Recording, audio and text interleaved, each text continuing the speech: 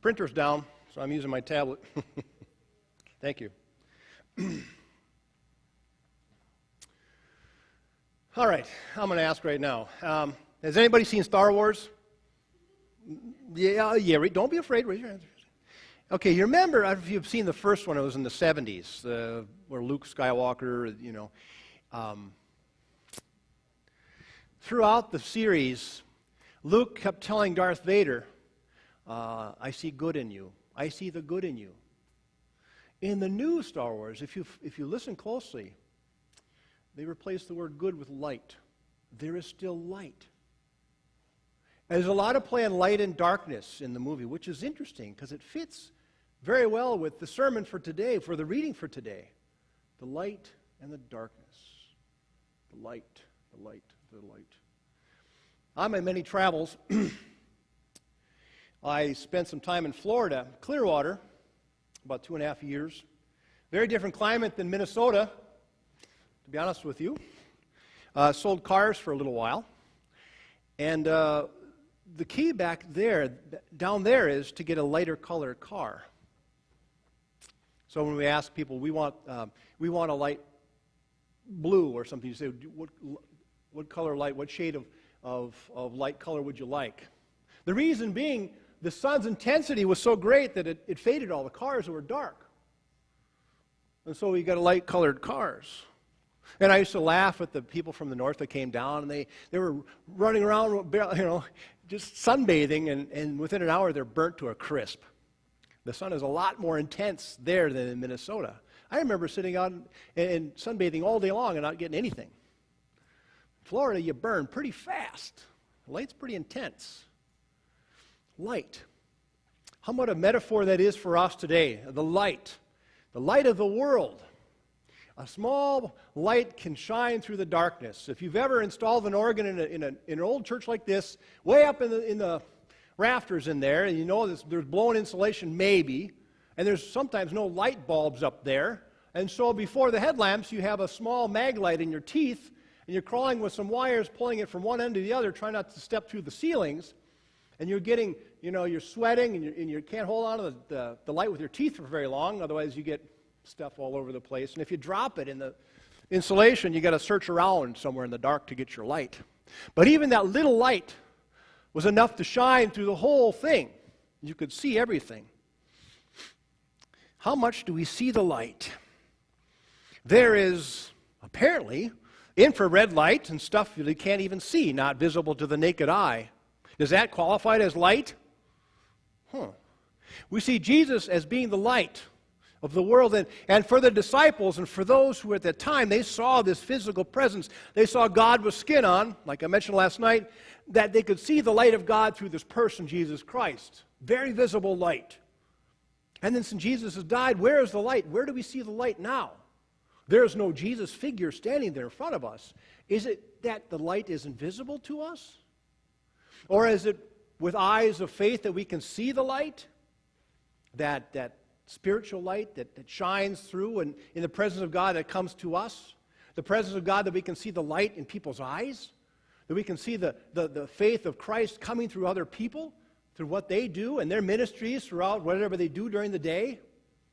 That light of Christ, which can't be extinguished, because even a small bit of light carries a lot of weight, carries a lot of brilliance.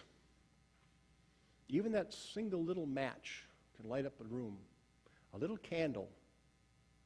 When the disciples say, we need more faith, we don't have enough.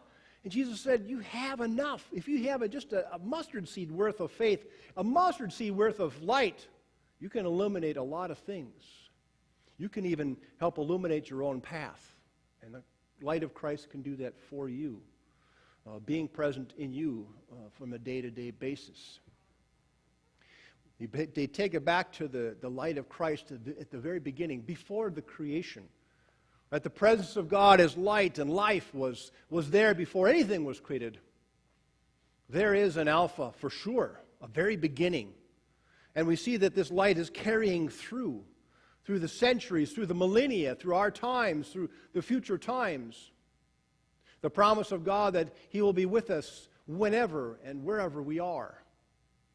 That the light cannot be extinguished.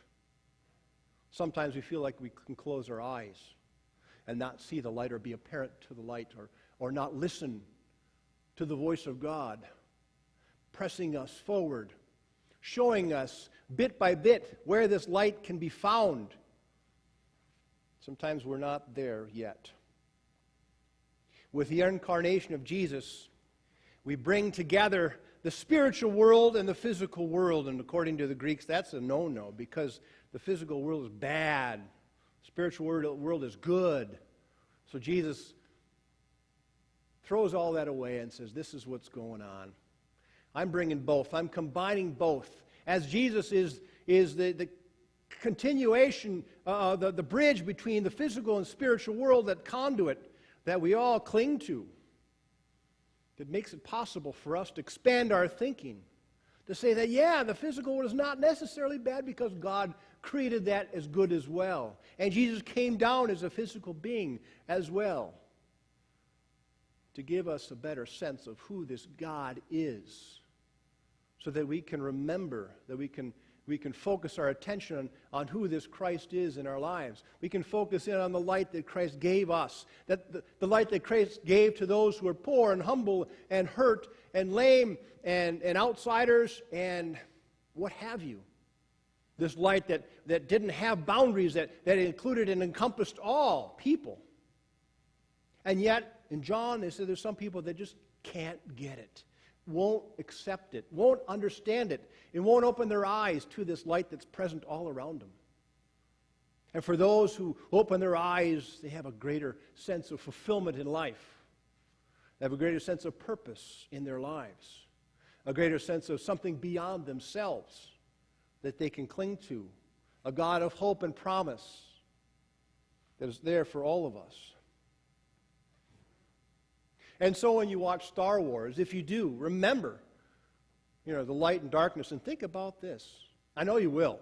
I know you're all thinking about how this relates to the Bible when you watch movies, right? How theologically this fits in with our beliefs and our faith systems.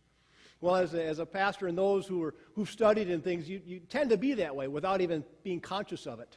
You can't even enjoy a movie without having to think through it and throw theology in the mix of it. But it's there.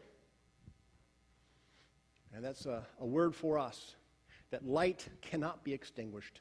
And the Christ child came to us to be a light, a beacon to our sometimes hopeless, seemingly world. I mentioned last night that sometimes we get the Jehovah's Witnesses. And when I'm not able to hide in the other room, and when I meet them at the door, first thing they say, how terrible the world is. And I say, well, yeah, that's true, but there are a lot of good things too. And the one thing that trumps everything else is the promise of Christ, His presence in our world, that God is in control. No matter what happens to us, no matter what I do, what other people do, God is the last voice, the last presence to be felt, to be heard. Even in my death, that is not the end, that God is still carrying us through to another relationship with God. That light is still present, guiding us. The light of the world. Is there still light?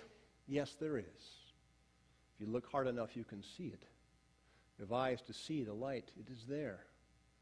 A God who creates life and light, who gives us the Christ child at this time of the year of Christmas.